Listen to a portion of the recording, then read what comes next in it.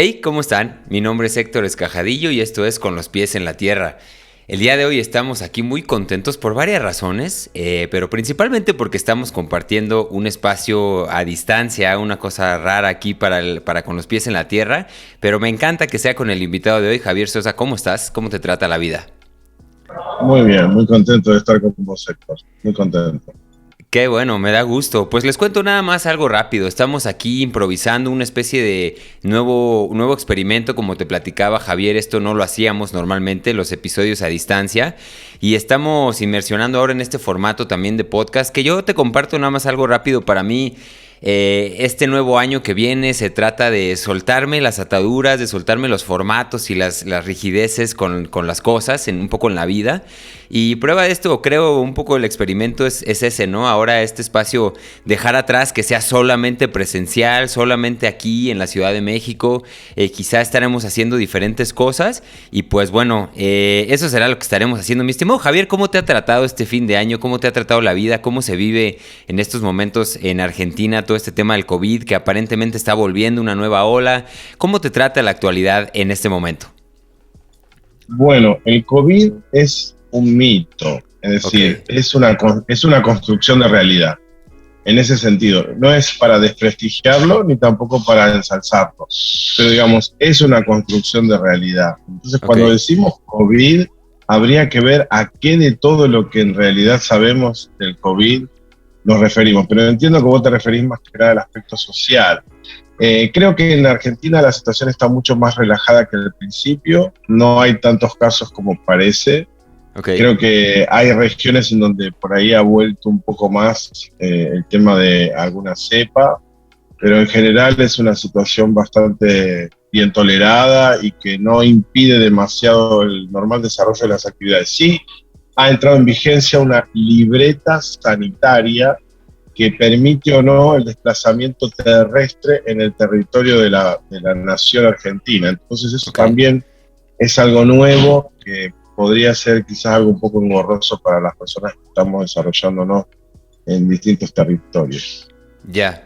Oye, y cuéntame algo, me dices que estás ahora en un retiro, más o menos de qué se trata, y aprovechando esa pregunta, ¿cómo se vive eso en Argentina? Porque acá en México está como muy de moda, ¿no? Esta cuestión de los retiros, hay mucha presencia comercial de este tipo de servicios y de experiencias en torno a todo el tema mindfulness y bienestar. Cuéntanos un poquito eso, ¿qué es lo que haces por ahí y cómo se está viviendo todo este mundo en Argentina? Bueno, en realidad este retiro es más personal, es Ok, una especie de apartamiento que yo realizo por motivos de introspección y de también de repliegue sobre mi energía personal, un poco por las fiestas, otro poco por el trabajo, otro poco por la necesidad de planificar hacia futuro nuevas actividades, pero básicamente sí puedo decir que este retiro es el hijo de un retiro que se dio en octubre, que se dio desde el 15 de octubre al 31 de octubre de este año, ok, y que fue un retiro que se llama Semilla Raíz, un retiro donde bueno, la gente fue y vino de acuerdo a cuánto pudo tomar del retiro, y que fue un retiro muy intensivo en las sierras de Córdoba, acá en Argentina. ok. Ok, y todo el tema en contexto de la industria, quizá un poco más comercial, ¿cómo se está viviendo eso? Allá la gente busca este tipo de experiencias. Digo, entiendo que esto es algo completamente personal, ¿no? Pero ahora en el tema un poco más comercial, ¿cómo lo ves? ¿Cuál es tu lectura? No estoy tanto en el tema comercial, si bien tengo varios proyectos, digamos, de educativos así, o de retiros, con el tema del COVID es como que en realidad me he tirado más a la parte virtual.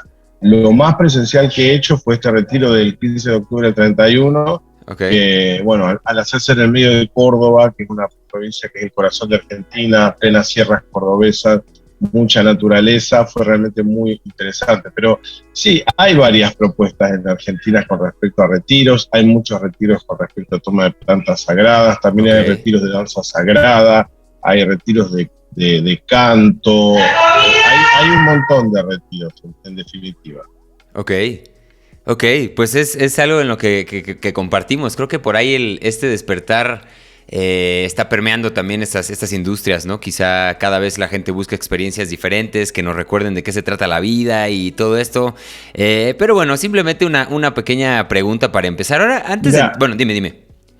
al respecto sí te puedo acotar algo. Es cierto que ante las situaciones de duelo, separación, pérdida de pareja, fallecimiento de familiares, pérdida de trabajo, digamos, todo lo que el COVID ha traído como catarsis a nivel personal y a nivel social, es cierto que implica una demanda de una nueva lectura sobre lo que son los servicios holísticos en general, y en particular las terapias alternativas, porque la gente busca algo que resuelva más integralmente su situación de salud o enfermedad o su patología emocional, y para eso sí hay una gran aperturación hacia todo lo que son las prácticas chamánicas o las prácticas holísticas.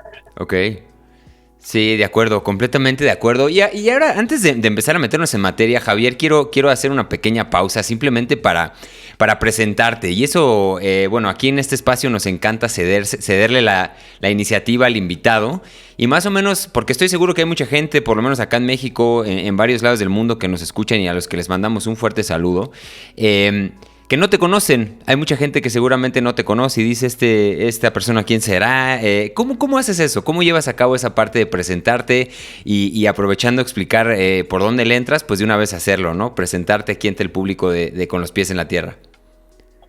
Lo que puedo decir es que de muy chico, todo lo que tenga que ver con la devoción y la ritualización ha sido cautivante en mi vida. Yo de chico, con las sábanas de mi casa, me hacía túnicas y compraba las hostias que se usaban para decorar las tortas de primera comunión, y hacía rituales. O sea, me destinaba a hacer prácticas. Me gustaba encender velas, me gustaba acomodar objetos.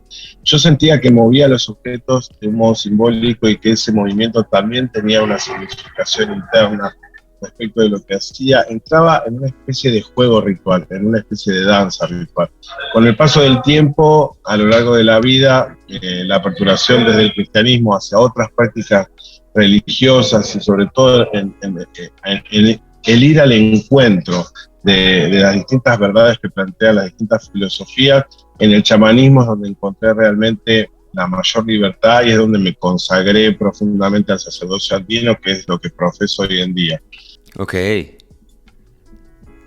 Excelente. Oye, y esto, mira, vamos retomando, porque cierras con esto del sacerdocio andino, que es un tema muy interesante, quizá un poco desconocido para nosotros acá, un poco más al norte, por lo menos para mí, sin generalizar, yo no lo conozco tanto, se me hace súper interesante. Pero antes de eso, para entender un poco mejor lo que haces, tu función, digamos, dentro de la sociedad, o cuál es la actividad primordial que llevas a cabo, si nos abstraemos un poco y nos analizamos como si fuéramos hormigas, porque creo que a fin de cuentas los humanos, si nos vemos en un plano, podemos interpretarnos como tal. Si fuéramos hormigas, Javier, ¿cuál sería tu función dentro de ese ir y venir de las personas, de esas actividades que normalmente hacen estas hormiguitas llamadas humanos? ¿Cuál es tu función dentro de este orden social? Yo creo que soy un decodificador o un organizador simbólico de los sistemas de creencia de las personas. De alguna forma ayudo a que la gente reconfigure su mente y pueda, a través de esa reconfiguración de la mente, acceder a estados de conciencia más profundos, que en definitiva tienen que ver con su propio reconocimiento interno. No me gusta tanto ser el mediador continuo. Me gusta ser una persona que inicia procesos de sanación, que acompaña, pero que la persona tenga siempre un completo dominio de lo que es el autoconocimiento y la autosanación. Ok, ¿y eso por qué es importante? ¿Por qué tú lo ves como un rol importante? A lo mejor abordar los beneficios, los resultados que esto entrega. ¿Por qué es importante este rol dentro de nuestras sociedades? Y no solamente que tú lo cumplas, sino seguramente hay gente que lo hace igual que tú o parecido, pero que tiene esta misma intención. ¿Cuál es la importancia de este rol dentro de la sociedad y en las personas? Mira, hay algo que en realidad no te comenté, y es que durante mucho tiempo en mi vida quise ser profesor y lo fui. Y que estudié mucho psicología educativa, y que otro de los grandes de las grandes pasiones que he tenido es la educación. Entonces, yo creo que hay una pedagogía de la conciencia, creo que hay una forma en la cual podemos intervenir en conjunto de a pares pedagógicos, de a pequeños grupos, de a círculos más grandes, para poder intervenir en estos campos de significación de la conciencia que a veces operan en lo individual, pero muchas veces también operan en lo grupal y en lo colectivo, que son estos animales de poder, estos guías que nosotros reconocemos en las religiones, estos puntos donde vamos asentando la conciencia solamente para que sea un reflejo de la incidencia que tiene ese poder de manifestación en nuestras propias vidas, que la gente lo va a manifestar en sus propios proyectos de vida, en la pareja, en el trabajo, en las amistades, en la familia propia de origen, en la familia proyectada. Bueno, en definitiva, todo lo que es la realización del ser humano en lo fenoménico implica como un intercambio simbólico de un montón de elementos que de algún modo, si los organizamos de manera ineficiente o improductiva, en vez de tender hacia el desarrollo de nuestra conciencia y hacia la ampliación de nuestras potencialidades y capacidades, restringe y limita en demasía nuestra visión y el caminar por el mundo. Y lo que yo creo fundamentalmente es que como religiones primitivas o como episodios previos a la religión, estos estadios en donde hemos empezado a pintar en las cavernas como un modo de proyectar nuestra condición de ser cazadores, y finalmente lo pictórico aparece y lo simbólico como antecesor del hecho en sí, de lo fenoménico, nos muestra que somos agentes de la conciencia y que indefectiblemente somos seres simbólicos. Ok. Muy interesante esto, y me voy un poco más adelante en esta otro, para ver cómo lo unimos este otro tema del sacerdote andino. ¿Qué es eso? Cuéntanos un poquito de qué se trata también esta profesión o este rol que se cumple también como sacerdote andino. Y ahí hablando un poquito también, te tiro otra pregunta, que es todo este tema iniciático, ¿no? Tengo yo algo de inquietud de todo este tema, hablando de todo lo místico siendo aquello propio del iniciado. Y este tema de la iniciación como sacerdote andino, ¿cómo es? Porque estoy seguro que hay un proceso de aprendizaje, un proceso pues iniciático de muchas dimensiones, y sería muy interesante conocerlo desde ahí, desde la iniciación, y ya después avanzar a de qué se trata ser un sacerdote andino. Es así, yo te lo voy a decir de una forma que te va a sorprender. Es ser como Héctor, es exactamente igual. Ok.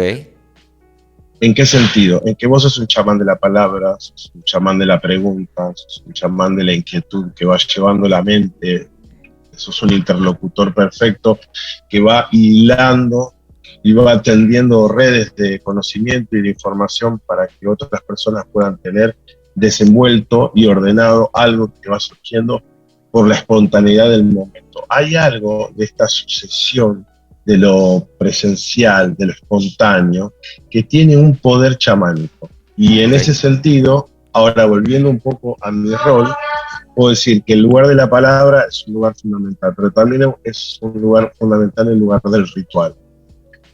Y también enlazar el arte de la palabra y el arte del ritual con este proceso de doble vínculo que cualquier chamán o sacerdote andino tiene que tener, que son procesos de conocimiento y procesos de sanación. Conozco mientras sano y sano mientras conozco. Son procesos de doble vínculo, son procesos multidimensionales. Okay. Y en ese sentido nosotros hacemos la utilización de 3 textiles andinos que tienen una serie de simbolizaciones con respecto a la chacana, que es la cruz andina, y que es a través de ella también una rueda medicinal que expone un montón de simbolismos. Y nosotros movemos esos símbolos, operamos haciendo ofrendas, hacemos reciprocidades simbólicas con la tierra, y a partir de eso encontramos significación en el desarrollo de estos procesos para con las personas, porque nosotros creemos que solamente lo consciente y lo lógico es lo único que opera en verdad en nuestras vidas. Okay. Y nosotros sabemos muy bien, a través de Freud, a través de Lacan, a través de Jung, a través de un montón de representantes de la psicología, que realmente hay factores que nosotros conscientemente no manipulamos, pero que sí nos manipulan a nosotros. Okay. Y estos sistemas de significación son los que intervienen en los procesos de la magia, en que muchas veces cuando una persona nos habla, nosotros sabemos qué le está pasando y la gente se sorprende, porque es lo mismo que alguien que sabe leer y obtiene información por medio de la lectura, y alguien que no sabe leer cree que la persona es un brujo porque está diciendo cosas que Claro. no puede tener en su memoria. Claro. Digamos. Sí. Sí, muy interesante. Y quiero rescatar una cosa de la que hablaste, de este proceso de reciprocidad de alguna manera. Yo entiendo que hay un concepto andino que siempre me ha llamado mucho la atención, que es el Aini, ¿no? Que es un proceso, algo así se llama. Cuéntame un poquito más de eso. Tengo yo mucha inquietud sobre ese tema del Aini. Según yo entiendo el principio de reciprocidad, pero ¿de qué va? Cuéntanos un poquito más. Bueno, mira, lo vamos a plantear en términos arquetípicos universales. Ok. ¿Qué hace una madre? Una madre, ¿qué dice? Todo que sí. Una madre es el lugar del permiso total, es el lugar de la entrega, es el lugar del sí.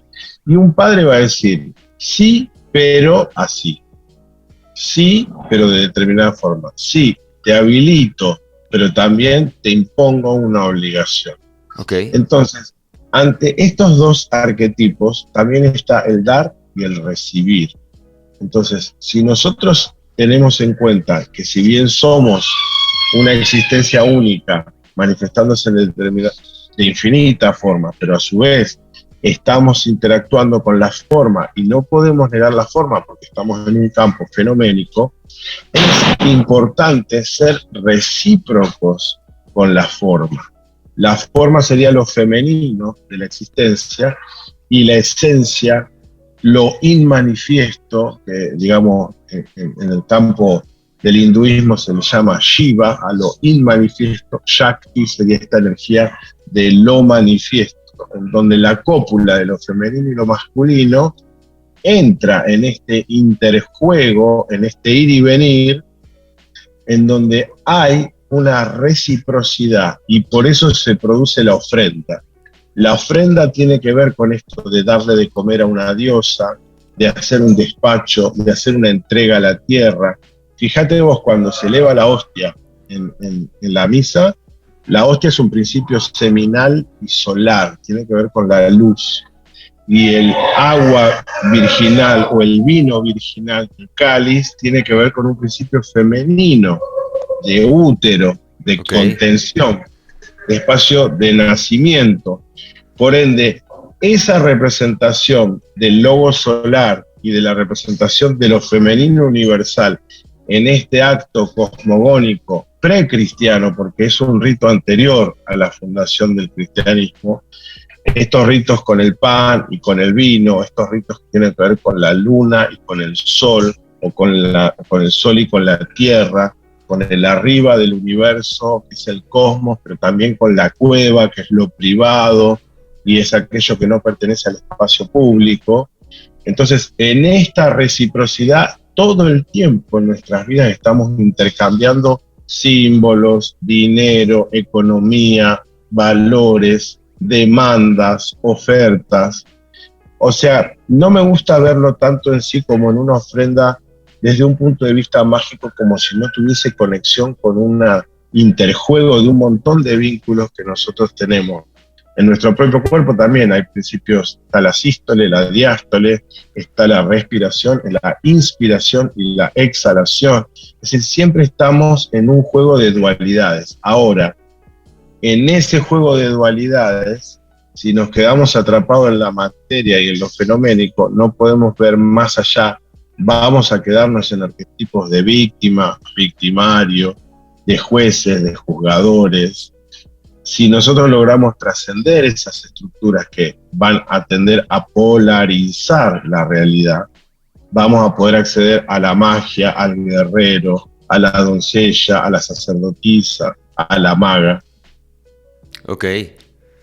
Ok, o sea, si entiendo bien, es un principio que involucra, pues prácticamente es esto que tengo aquí atrás, ¿no? Un poco hablar de la dualidad y de la interconexión e interdependencia de todo lo que existe y habita este mundo. Sí, sobre todo de carácter dialógico, porque vos fíjate que lo que tenés atrás, vos ves que en lo negro hay un punto blanco y en lo blanco hay un punto negro. Quiere decir que ahí ha habido una conversación, ha habido un intercambio. No está lo blanco puro y lo negro puro, están ambos inseminados. Ok. Sí, sí, sí, sí. Oye, y muy interesante para aquellos que les interese profundizar más. Es un concepto fascinante el de la INI, la reciprocidad, un concepto andino, ¿no? Que implica todo esto que nos acaba de compartir Javier. Pero siguiendo adelante en esta conversación y regresando un poquito al tema de las iniciaciones. En el mundo contemporáneo, digamos, porque ya nos hablaste un poquito de la importancia de los rituales de cualquier persona, y no tiene que ser necesariamente rituales que nos inicien en algo, pero de alguna manera los rituales tienen un poder particular.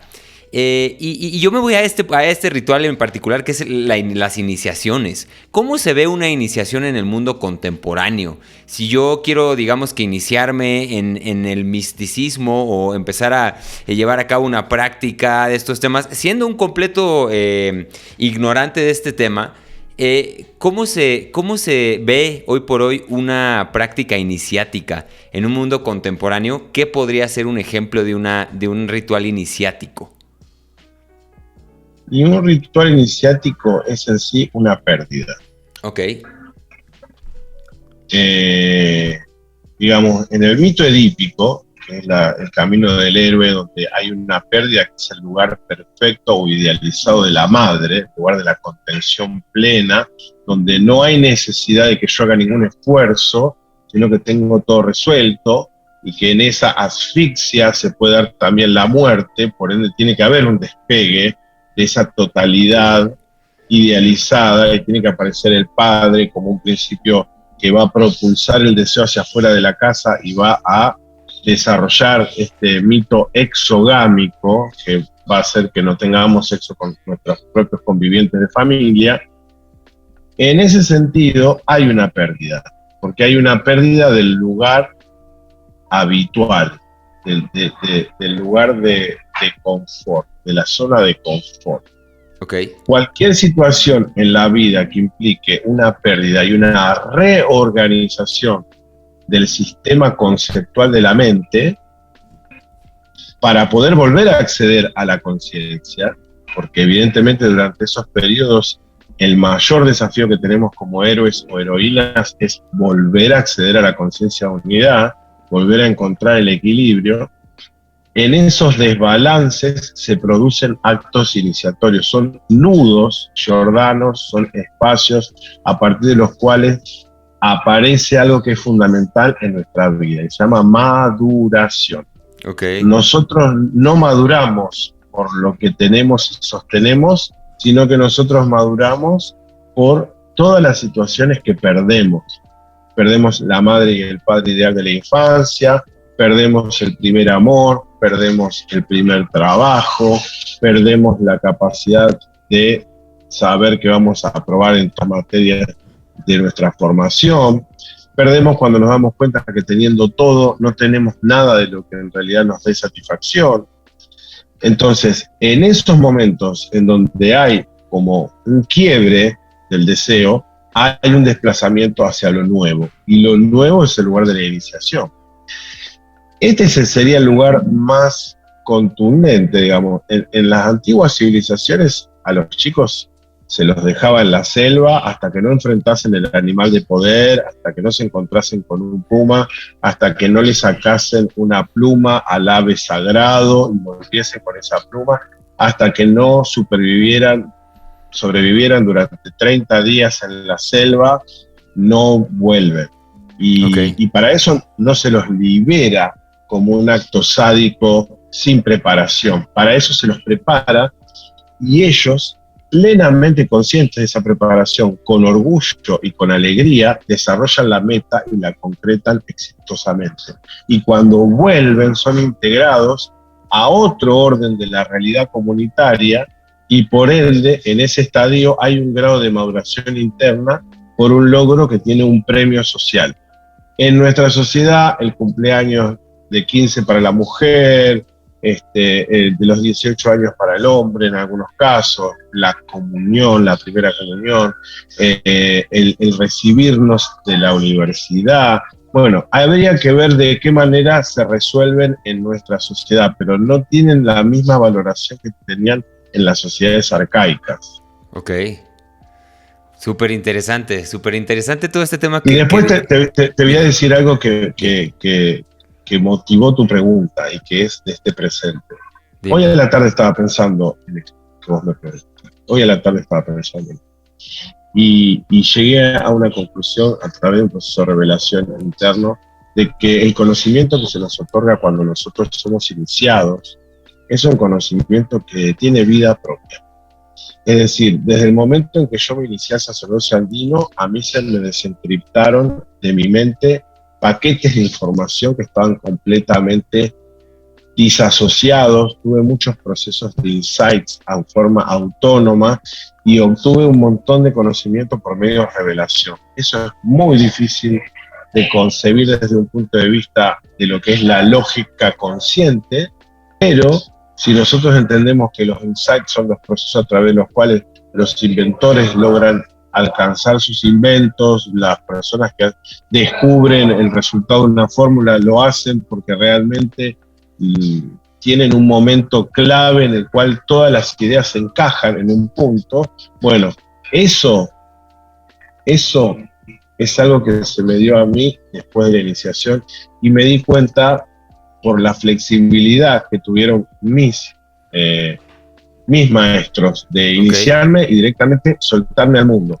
O sea, ellos me explicaron cuestiones muy básicas de la utilización de la misa andina, pero nunca me dijeron, tenés que hacer esto, no tenés que hacer esto. Con el tiempo yo puse mi escuela, yo me desarrollé, me dijeron, ya tenés escuela, muy bien, seguí adelante. O sea, jamás me frenaron, me limitaron, me dijeron, vos tenés que hacer así, asá. Me pude relacionar con otras líneas dentro del mundo andino, por parte de los apellidos que me habían formado y por parte de otras líneas también. En ese sentido, puedo decir que la tradición andina es una tradición abierta, pero no es el caso de todas las tradiciones del mundo, y muchas veces la cuestión de la política que se maneja en el país, que influencian las culturas tradicionales, hace que las culturas puedan ser más abiertas o menos abiertas, pero que en general todas las culturas tienen ese principio. Cuando a una persona se la inicia, se la libera de alguna forma. Es un poco complejo de entenderlo así, sí, pero es como que si uno no vuelve a la fuente porque necesita algo, el camino que uno haga va a estar bien. Ok.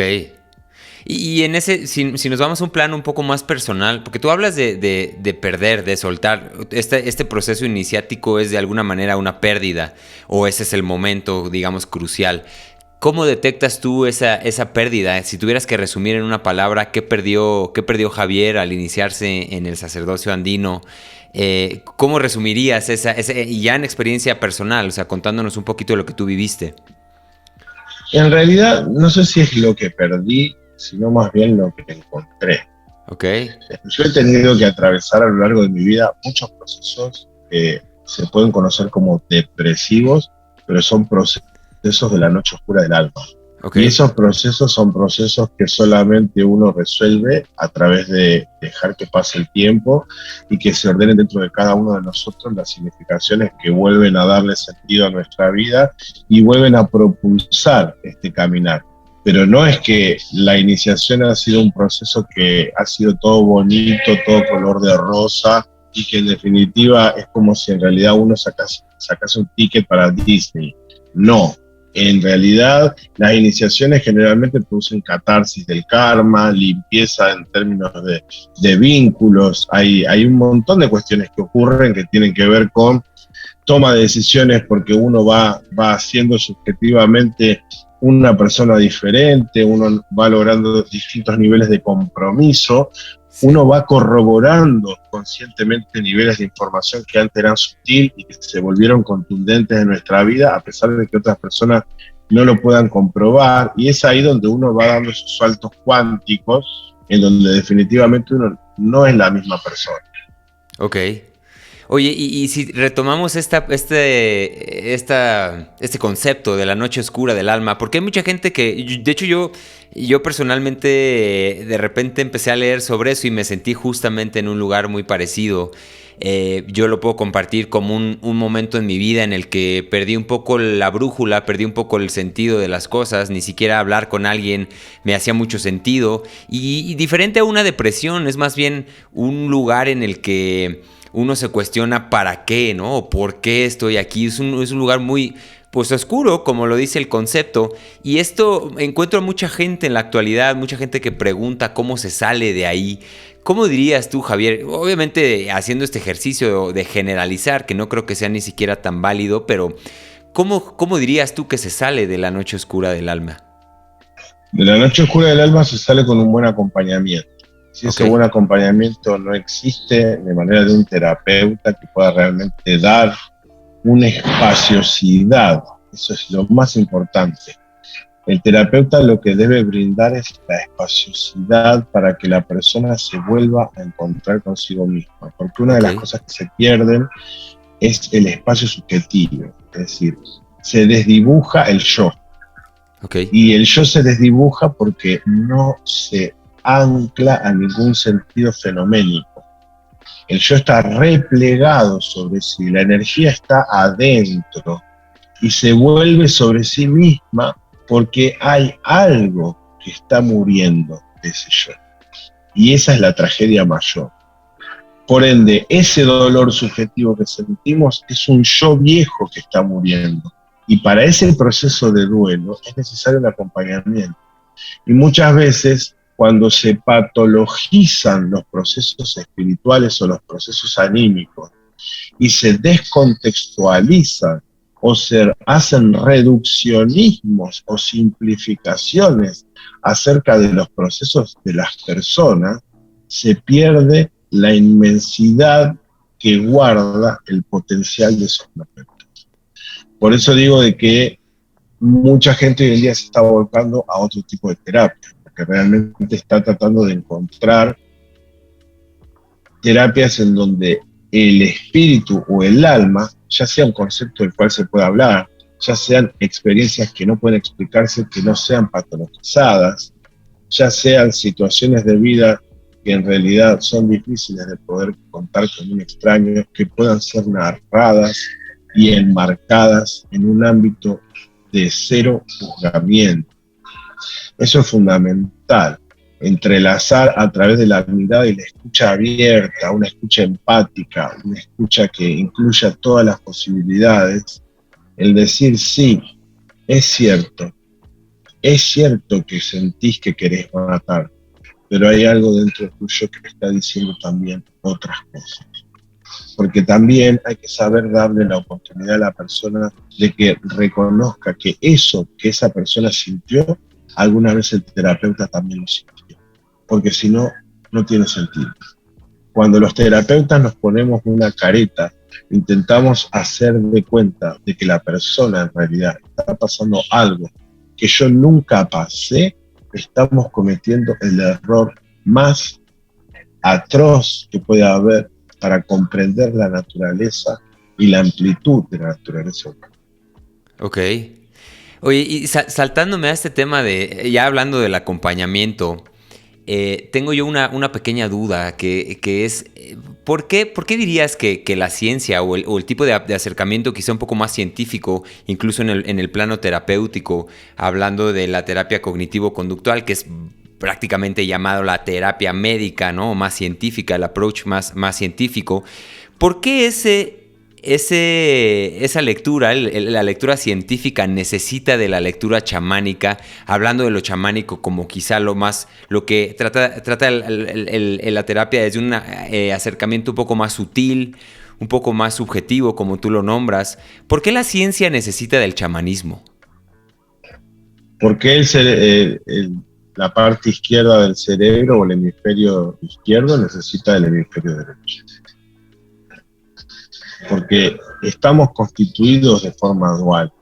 El tema es que la ciencia ha sido la única ¿no? De manera totalmente antagónica y de manera, yo diría, si se quiere, dictatorial, la única explicación que se le ha dado a la realidad. Y se le ha quitado lugar al arte, al lenguaje poético, a los sueños, a las expectativas, a todo lo simbólico, a lo no lineal, a aquello que no tiene un orden específico, a lo caótico, al juego, a la risa, al llanto porque sí.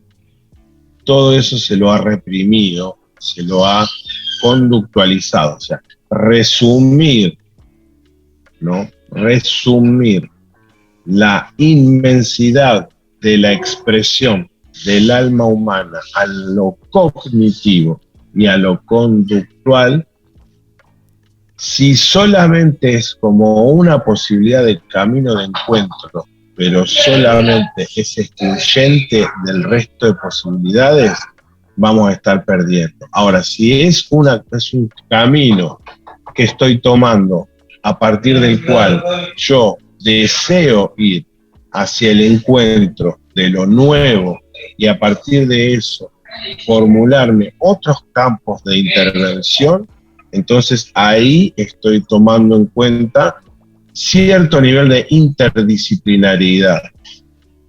Es muy fácil abrazar la vida cuando realmente la amplitud de lo que sabemos nos demuestra que atender a alguien es mucho más simple. Ok. Ahora, ya que yo puse aquí la palabra sobre la mesa, la palabra chamán, chamanismo, ¿cómo lo explicarías lo que es el chamanismo pero a un niño? ¿Qué acercamiento utilizarías para explicarle el chamanismo, el chamán? Y más en concreto, porque también te he escuchado hablar, ya que estuve revisando tus contenidos, hablar del chamanismo urbano. Más en específico de eso, ¿cómo lo explicarías a alguien completamente ajeno o en concreto a un niño? Mira, cuando a mí me piden ayudar a sanar a un niño, lo primero que yo necesito de ese niño es la autorización. Ok. Entonces le cuento, mira, yo tengo unos amigos imaginarios que son unos animales de poder que vienen y me ayudan para ayudar a niños como vos. Y sobre todo para eso que te está doliendo en este momento. Y ahí abordamos un poco la patología y me cuenta, ¿no? Un poco de qué se trata lo que está viviendo. Y estos animales míos quieren saber, me preguntan por vos, y yo no sé qué decirles. Así que no sé qué te parece si hablamos juntos y vos me decís, y después si querés los invitamos a jugar y traemos toda la medicina y todo ese poder que ellos me prometieron tienen para vos. Ok. Es mucho más simple, es mucho más simple. Es entrar en la dinámica de la verdad, del juego, pero no como un juego que simplemente maneja una fantasía desarmada en la realidad, porque los chicos todavía tienen el filtro afectivo lo suficientemente bajo como para no hacer un filtro afectivo cognitivo conductual. Es decir, para que la conducta y la cognición adulta no genere una barrera afectiva con respecto al conocimiento chamán. Y en ese sentido, me parece importante recalcar que solo estamos hablando de procesos de conocimiento y sanación. Y cuando hablamos de sanación, hablamos de procesos de restauración de los procesos álmicos, en donde la persona ha visto que ha perdido parte de su poder, o que tiene que recuperar parte de su alma, o que necesita dialogar de nuevo con algún ser querido que falleció, o necesita dialogar de nuevo con su trabajo que perdió porque el trabajo se transformó en una entidad que no puede dejar porque hay todavía una serie de diálogos que no se resolvieron. Hay una serie de reciprocidades simbólicas que necesita tramitar para poder soltar esa plataforma vieja que drena energía anímica. Creo que de este punto lo estoy tratando de explicar, aunando un poco todo lo que estuvimos hablando antes para que se pueda comprender un poco, claro, que todo está muy conectado, digamos. Sí.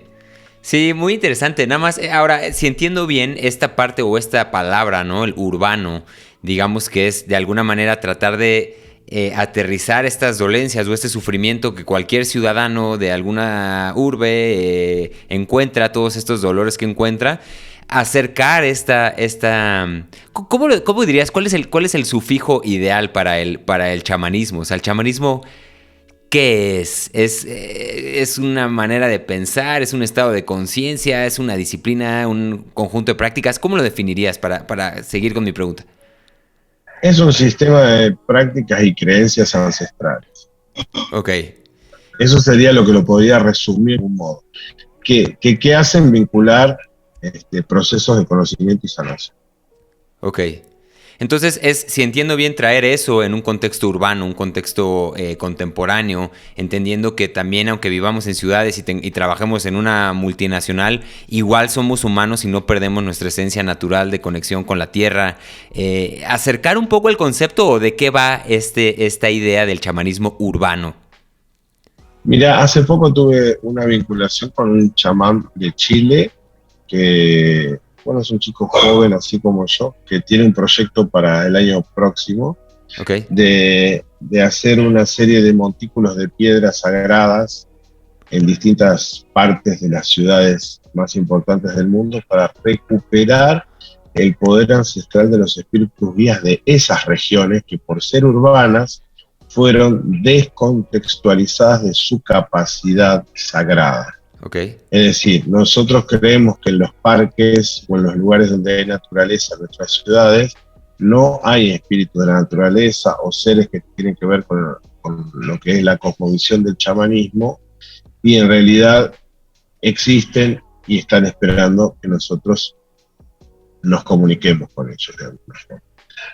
No me gusta entrar en determinado nivel en donde hablo de cuestiones que por ahí hagan a un sistema de creencia en particular, porque por eso dejo que cada uno tenga sus propios guías o sus propias interpretaciones sobre lo que es el campo de lo espiritual, porque me gusta tener siempre un sistema de creencia lo más abierto y permeable para todo el mundo. No me gusta condicionar a ninguna persona y por eso hablo con términos lo más amplios posible para que puedan ser generales.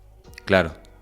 Sí, eso lo he Es escuchado. decir, el Dime. hecho de que yo sea sacerdote andino o que practique chamanismo no implica que la persona que me consulta necesite creer en algo que yo estoy creyendo. Claro. Aunque yo maneje mi sistema de creencia y la persona maneje su sistema de creencia, es suficiente. Y en eso creo que está la ligazón importantísima que hay entre lo que es el chamanismo tradicional y el chamanismo que se puede otorgar en las ciudades. Un poco más conectado con el chamanismo transcultural que Michael Harner desarrolló en todo su trabajo. Ok. Oye, y hablando de una de estas cosas que desde mi punto de vista muy personal puede resultar, digamos, absoluta, como una práctica que nos puede conectar. Yo ahorita lo estoy definiendo como la práctica mística por excelencia.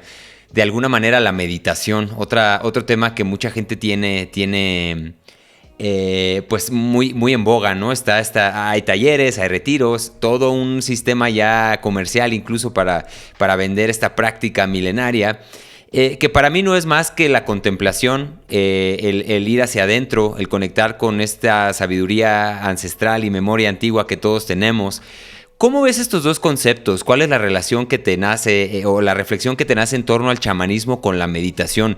¿Es una herramienta propia del chamanismo la meditación también? ¿Cómo interpretas tú estos dos conceptos que a fin de cuentas son eso? Son conceptos que intentan transmitir una experiencia, una cualidad de la experiencia humana. Pero ¿cómo ves la relación entre estos dos conceptos tú? Bueno, es complejo hablar de meditación como si uno lo dijese en forma genérica, porque hay muchos tipos de meditación. Claro. Lo que uno a primera instancia puede percibir cuando uno piensa en meditación es que uno tiene que estar quieto, sentado en posición de loto, con los ojos cerrados, meditando, enfocándose en algo en particular, con una serie de ejercicios respiratorios, sosteniendo el silencio y la vacuidad, digamos, lo más que se pueda y entrar a través de eso, hacer puente para entrar en un estado de conciencia más ampliado. Ahora, la danza extática, La respiración, digamos, alternada o la respiración más estática también puede ser otro camino. El canto puede ser una vía también de meditación o de contemplación, porque también hay que ver qué se entiende por meditación en términos de qué es contemplación, qué es percepción, qué es adoración. Y bueno, ahí habría varios conceptos que por ahí ampliar, pero digamos, una de las cuestiones que a mí más me resolvió el chamanismo es que yo me pude encontrar cantando y danzando un ícaro y conectando con mi animal de poder, y estaba toda la energía de ese evento en mí fluyendo sin yo hacer demasiado esfuerzo por tener que sostener una postura o tener que tener cierto tipo de respiración. De la misma forma que me ha ocurrido cuando hago los viajes chamánicos, al mundo de abajo, al mundo de arriba, digamos, son viajes que me surgen con total naturalidad. Por eso digo de que cada uno tiene que encontrar, según su temperamento, cuál es la práctica espiritual respecto de lo que es la meditación, que más aplica a lo que es su sentido de introspección. Ok.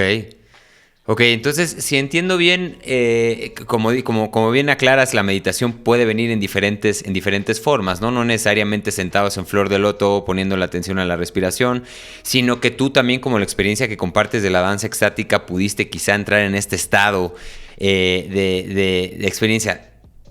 Dime, Sí, elabora. hay en realidad algo, por ejemplo, un canto medicina. Un canto medicina tiene una letra y una melodía, pero un ícaro es algo totalmente natural, viene por espontaneidad. En esa frecuencia de la espontaneidad hay un poder muy grande.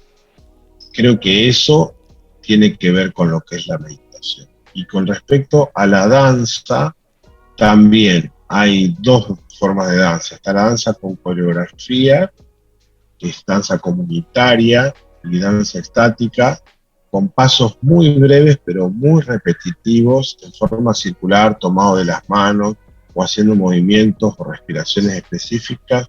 Eso produce una elevación muy grande de la conciencia y estados alterados muy interesantes. Sí. Muy, muy, muy interesante. Y después está la danza del animal de poder que uno canaliza, o la danza del fuego, o la danza del agua, que también es como el ícaro sería. Es una danza muy espontánea que uno traduce por el solo hecho de entrar en sintonía vibracional con ese elemento o con ese animal de poder. Ok. Y solamente elaborando en esta pregunta, ¿tú crees que el estado meditativo, porque yo así lo entiendo, como más bien un estado de conciencia al que se accede, ese estado comparte ciertos rasgos o es el mismo lugar al que podemos acceder con algún psicodélico, con la danza? ¿Es el mismo estado de conciencia o hay una diferencia muy particular de cada uno de ellos? Digamos que cada estado tiene su particularidad o es un mismo destino al que se visita. Me gusta como lo decís porque vos hablas de estados, como si en realidad para subir un edificio alto estuviésemos subiendo por una escalera. Entonces, no es lo mismo subir la escalera un día de sol que un día de lluvia, que un día de mucho calor, que un día de mucho frío. Y no es lo mismo estar en el piso 33, en el piso 70, que estar en el piso 5. Ahora, el edificio es el punto de vista cambia. En definitiva, el estado de conciencia no cambia la conciencia de sí. Por ende, hay algo de sí, de nosotros mismos, que está siendo interpelado por este estado en el cual nos permitimos estar. Pero no importa en qué lugar del estado nos encontremos, es importante estar en estados más integrados de conciencia que estar en estados menos integrados de conciencia. Porque podemos estar en la pasión, podemos estar en el consumo, podemos estar en la ignorancia, como decir, podemos estar en la frivolidad, podemos estar en la negación del otro como ser humano, podemos estar en cualquier estadio, digamos, porque también lo espiritual es político, vamos a decir que el otro importa. Entonces, si yo en realidad no estoy encontrando un nivel de semejanza con respecto al otro en términos de cómo yo vivo mi experiencia espiritual, y mi experiencia espiritual es ser un monje aislado de lo social, ahí me temo que no es el tipo de misticismo que yo elijo. Para mí el misticismo es un misticismo comprometido con la realidad, que tiene que de alguna forma no dar la espalda a las realidades que se viven en todo sentido y poder colaborar con los procesos sociales para que las personas cada vez se encuentren más conscientes de sí. Porque si hay algo que yo he perdido, y eso que he perdido es el lazo de identificación con el otro, si yo no puedo reconocerme en el otro, si la divinidad que hay en mí no va a encontrar la divinidad que hay en el otro, entonces tendría que revisar qué tipo de concepto de espiritualidad estoy llevando adelante. Por eso digo que lo espiritual es político. Sí, muy No, interesante ese. no es cuestión de ser Sí. partidario a un, digamos, a un eslogan político, de un partido político. Tiene que ver con una actitud ciudadana. Ok. Oye, y ya que estamos hablando en estos términos, ¿tú por qué pensarías que este tipo de prácticas, las prácticas chamánicas, espirituales, todo este mundo de lo sutil que hemos estado hablando los últimos minutos, ¿por qué crees que sería importante democratizar esas experiencias, que fueran accesibles para todas las personas o que de alguna manera tuvieran estas vías libres para llegarle a todos los ciudadanos y no solamente a unos cuantos, como históricamente quizá ha sido, ¿no? Por algo todo esto viene muy relacionado de lo oculto, lo que subyace, pero también lo que no está a la mano de todos. ¿Tú crees que estas disciplinas o estas campos del saber deberían de abrirse completamente y compartirse con absolutamente todos los seres humanos? ¿O crees en el sentido más oculto o hermético de cerrarlo y guardarlo simplemente para aquellos que sientan el llamado? ¿Cómo ves tú este planteamiento? Creo que ha habido un momento de la historia en el que el hermetismo ha servido para salvaguardar el conocimiento ancestral o el conocimiento sagrado. De hecho, la comunidad Queros, que es el linaje que me inicia a mí, estuvo durante 500 años reservados en la montaña y no tuvieron contacto con el colono. Por ende, el conocimiento andino que preservaron fue totalmente auténtico, y cuando ellos descendieron empezaron a hablar de a poco español y fueron de a poco diseminando ese conocimiento ancestral que ellos resguardaron. Okay. Creo que el hermetismo ha tenido una función social en determinados momentos de la historia en donde ha sido un poco más arbitrario o conflictiva su, su diseminación. Por ende, de alguna forma se ha buscado preservar o contener. Ahora, el conocimiento hoy en día está disponible para quien que lo busque. No estamos en épocas en donde el conocimiento no esté disponible. El conocimiento está disponible en Internet, la utilización de las plantas maestras está disponible en Internet, cualquier persona puede preparar changa en su casa, DMT, puede cultivar hongos psilocibe, puede cultivar comprando semillas de cannabis. El tema es, ¿por qué lo busca? Seguramente antes de llegar a eso, la persona indagó sobre un montón de otras cuestiones y tiene que ver con un encuentro interior que la persona va a hacer. Creo que es una época más que de pensar que en realidad es una época donde hay una gran permeabilidad con respecto a ese conocimiento. Lo que creo que es más importante es que como comunicadores podamos hacer, digamos, una reducción de daños con respecto a cómo es el consumo, cómo es la utilización, cómo se pueden honrar estas medicinas ancestrales, cómo recuperarles el contexto ancestral y cómo devolverles el poder a las personas para que puedan hacer uso de todos los receptores que tienen en su interior, que están directamente diseñados biológicamente para interactuar con estas medicinas. Ok. Oye, me encanta que estés hablando ya de medicinas, porque es quizá el siguiente tema que yo quería preguntar. Y en torno a eso se me hace muy interesante, porque sí, comparto completamente que ya está al alcance de quien sea, y que al final, pues depende más de la persona, que la persona muestre inquietud o que tenga un poco de duda para encontrarlos, ¿no? Estos métodos. Ahora, se habla mucho allá afuera de un término que es el llamado, ¿no? Es que la abuela te llama, es que el hongo te llama, es que el llamado, el famoso llamado a probar una medicina u otra, u optar por un camino u otro. Y antes de profundizar en esto, quiero aclarar que aquí no estamos invitando al uso de absolutamente nada, simplemente es una plática informativa en la que cada quien pues presenta su punto de vista, pero lo que aquí ocurra y las decisiones que usted, amigo, tome, pues son su responsabilidad. Habiendo dicho eso, ¿cómo se ve o cómo se siente el llamado? ¿Cómo lo definirías tú, Javier, este llamado que uno puede sentir a una u otra planta? ¿Es que existe algo de esto? O sea, ¿las plantas de alguna manera pueden comunicarse con nosotros? Obviamente esto es, digamos que metafórico, ¿no? No creo que un día te llegue un mensaje o un correo, pero simplemente ver una señal de alguna manera puede implicar una especie de llamado. En tu propia experiencia, ¿cómo se ve ese llamado? Bueno, ahí estamos de nuevo con el concepto de lo que es el chamanismo como conocimiento y como sanación. Ok. La persona, al estar en un proceso en donde está o buscando conocimiento o buscando sanación, entra en contacto con las plantas o con las sustancias enteogénicas y despiertan su divinidad interior a través de los canales y de los puentes que el conocimiento y la sanación les produjo. Y también van a dar con las personas que le proveen esas medicinas, que son personas con mayor o menor niveles de conciencia en relación a lo que las personas necesiten aprender. Ok.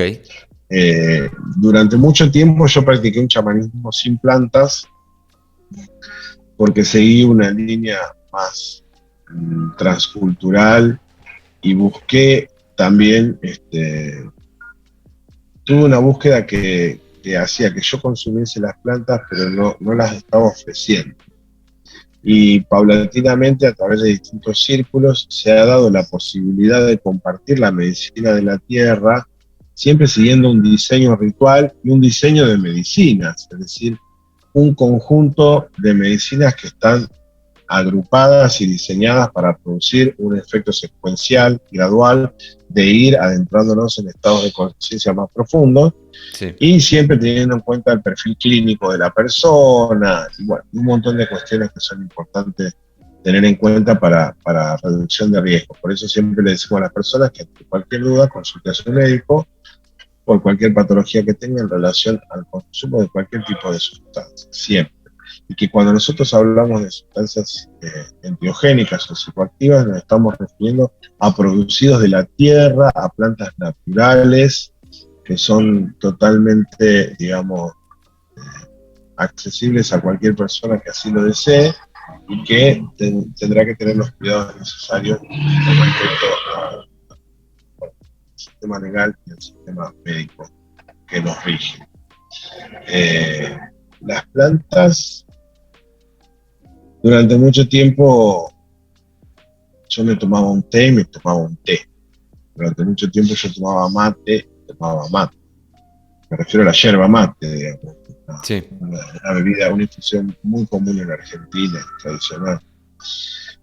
Durante mucho tiempo he tenido una relación muy inconsciente, no en el sentido de aquello que está reprimido por lo consciente, sino de falta de un sentido de conciencia, okay, con respecto a cómo vincularme con las plantas. No sabía ni su historicidad, ni su contexto social y cultural. El ir adentrándome me ha abierto a mí a niveles de percepción más profundos sobre las plantas. Me ha permitido descubrir que la yerba mate de por sí tiene una capacidad enteogénica de acuerdo a cómo se la consume, de acuerdo a cómo se la ritualiza. Por eso considero que la ritualización es fundamental para el consumo de cualquier tipo de plantas maestras. Y finalmente, en aquellas que tienen un carácter psicoactivo, es toda una exploración. Yo he tomado ayahuasca y y no he tenido visión en las 2 tomas que hice y he tomado mucha cantidad. No sería el momento para mí, pero después con otras plantas he tenido estadios de introspección muy profundos. Y el cannabis particularmente produce unos niveles amplían mi capacidad cerebral, pero de una manera muy profunda. Es algo que me permite conectar mucho con todo esto que estamos dialogando en este momento y me permite llegar a obtener conocimiento por relacionarme con las ideas y por pedir información sobre ciertas cuestiones que necesito saber. Y después, por ejemplo, en el caso de la Yanga, que es DMT, he tenido la sensación de la plenitud del amor y la luz que hay en la conciencia pura. Y esas cosas yo no me las puedo olvidar más. Tienen un impacto en la conciencia muy grande. Yo mientras estaba en un viaje con hongos psilocibe, en un momento tomé una manzana que iba a comer, y en ese momento cuando tomé la manzana sentí todos los días de luna, de sol, de lluvia, de frío, la semilla, el tallo, la flor, y vi todo lo que había hecho ese árbol y la historicidad que había tenido, el contexto en el cual esa fruta yo la iba a consumir en un solo instante, y sentí el poder de la vida en esa fruta. Entonces empezás a tener un grado de vinculación y de reciprocidad, volviendo a lo mismo, con la vida, muy distinto, muchísimo más consciente que el que tenías antes de consumir esas plantas. Claro. Y esto es algo que se produce si uno lo hace desde una actitud de aprendizaje y respeto. Si uno lo hace desde una actitud simplemente de pasar el rato, puede tener un buen viaje o un mal viaje, pero depende todo con qué intención vos hagas las cosas. También eso va a cambiar mucho la forma que vos vivas la experiencia. ¿En qué escalón querés subir de ese edificio de la conciencia? Claro. Oye, y retomando esto último que dices de la diferencia entre un tipo de toma y otro tipo de toma, o sea, hacerlo con una intención, quizá con una dieta previa y todo lo que implica una toma, digamos, más parecida a un ritual, ¿cuál dirías que es la diferencia fundamental en el impacto a la persona de hacerlo de una manera recreativa, en la que quizá también tenemos estas visiones, quizá también empezamos a cuestionar ciertas cosas y hay una conexión con otros planos de la conciencia, pero en contraste con un uso ritualístico y ceremonial? ¿Cuál dirías que es la diferencia fundamental en el impacto que esto tiene en la persona, en tu propia experiencia? El grado de honrar todos los vínculos y todos los parentescos que tenemos, todo lo que existe.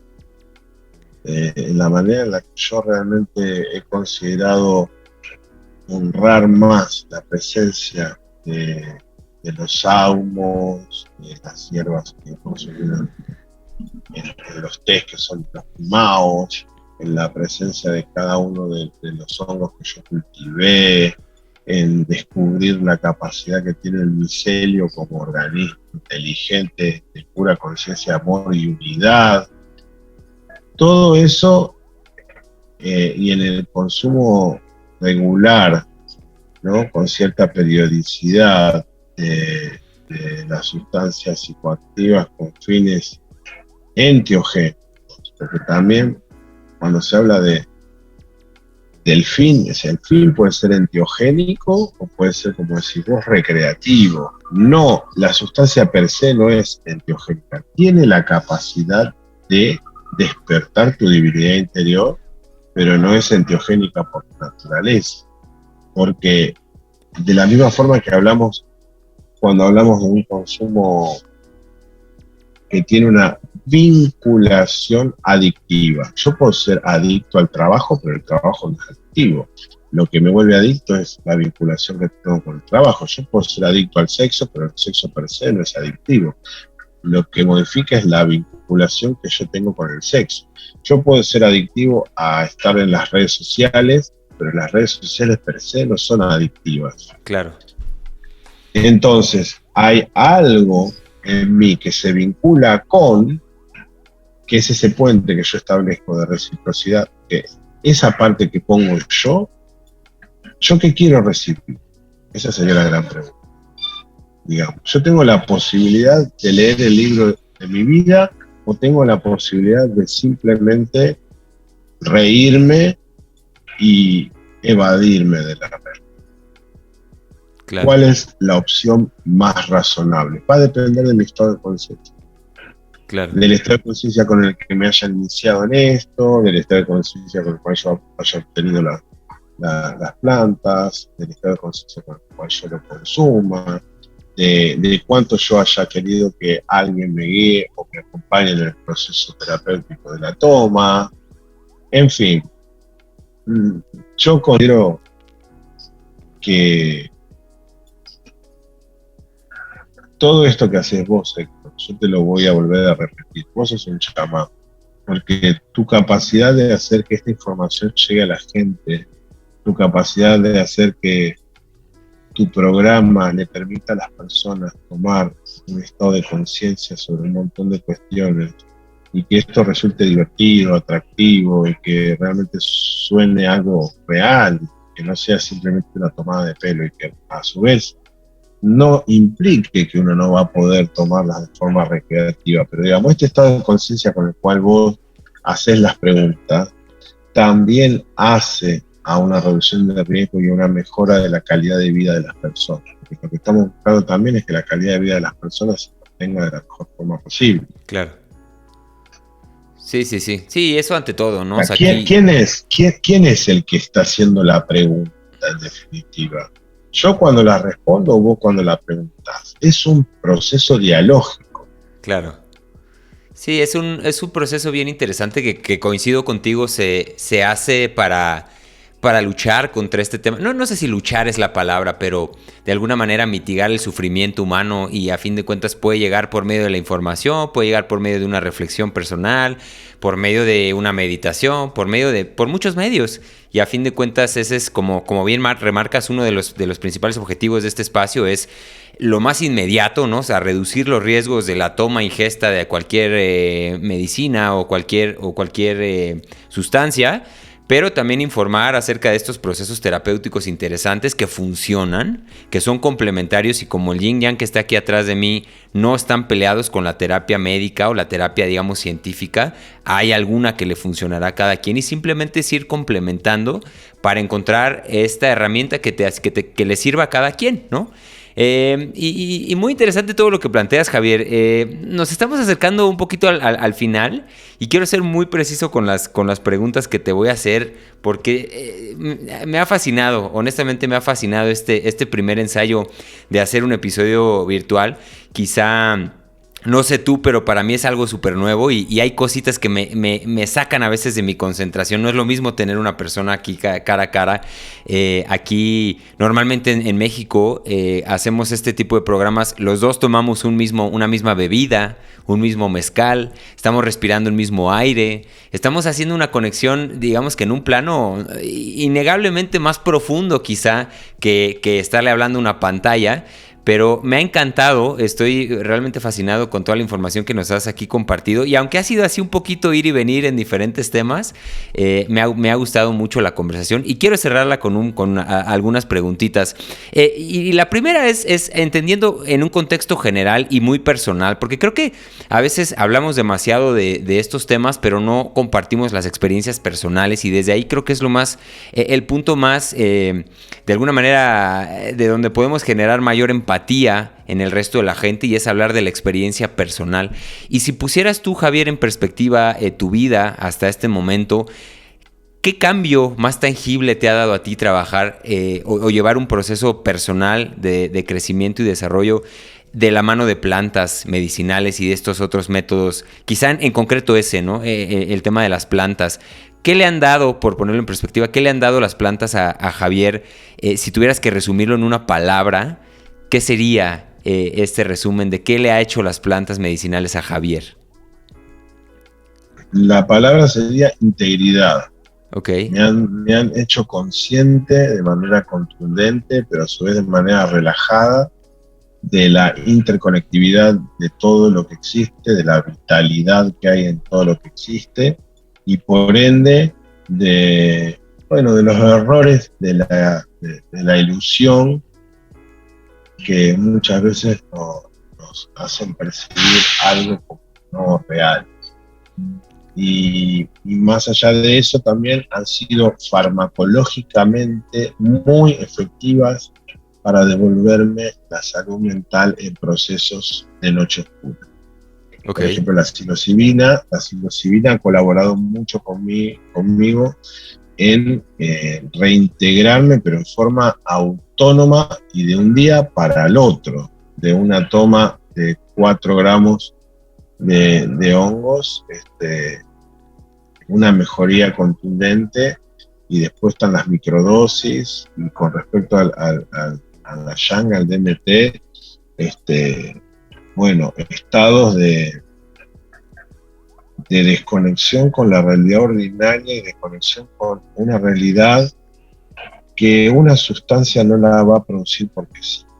Claro.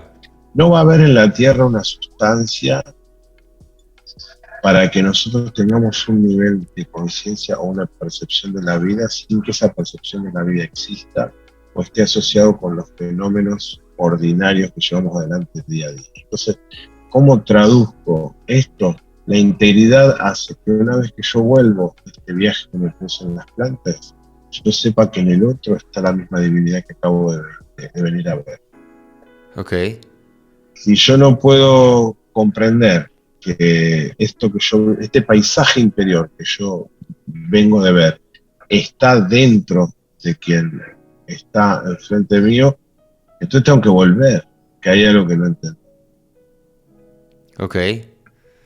Pero ¿cómo puedo poner en palabras eso que es tan difícil de expresar, que tiene que ver con un sentido de unidad, de plenitud, de amor, de luz?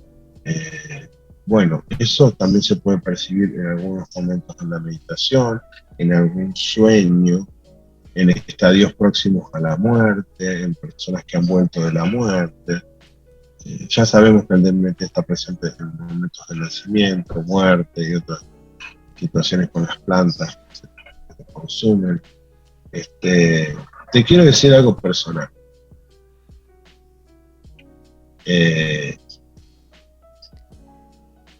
La empatía la tuve siempre, pero creo que las plantas tienen una capacidad de profundizar en la empatía humana.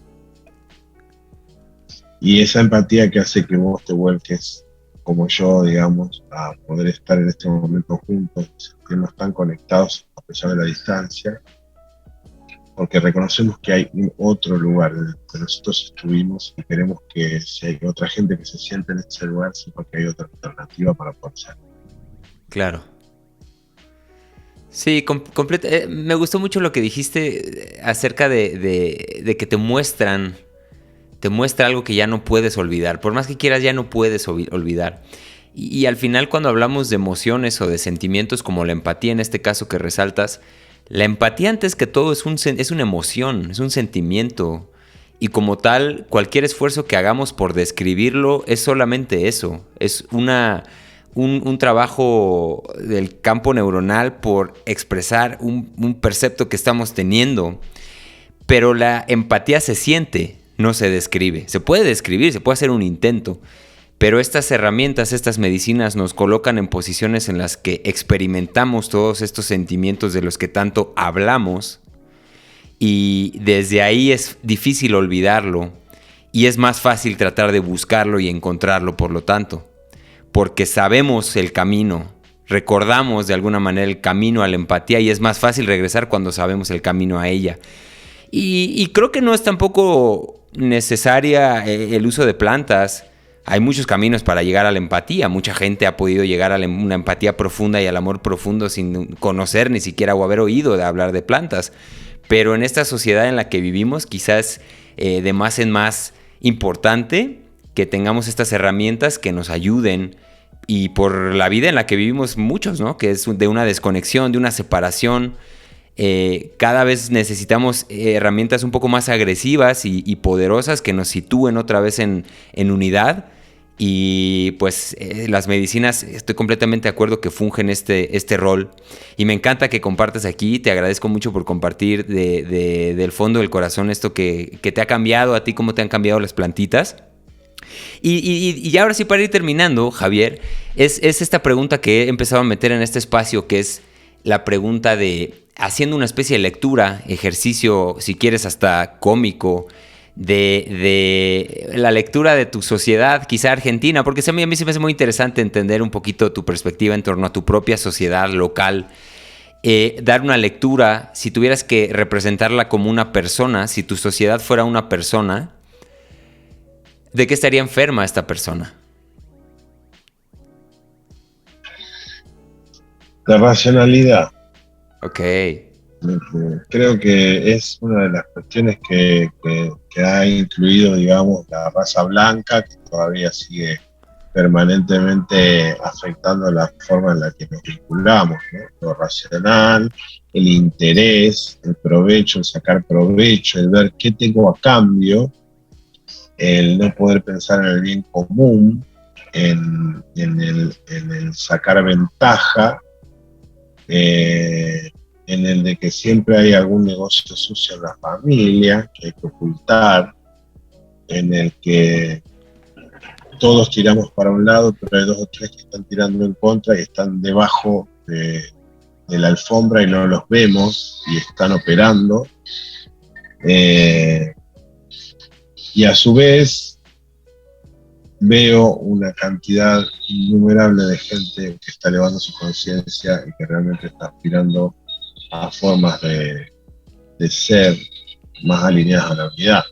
Y esto lo veo en grupos de WhatsApp que tengo, lo veo en grupos de Facebook, lo veo en comunidades que se están formando en donde no hay peleas, no hay discusiones, hay respeto, hay tolerancia, hay reglas claras y hay construcción colectiva.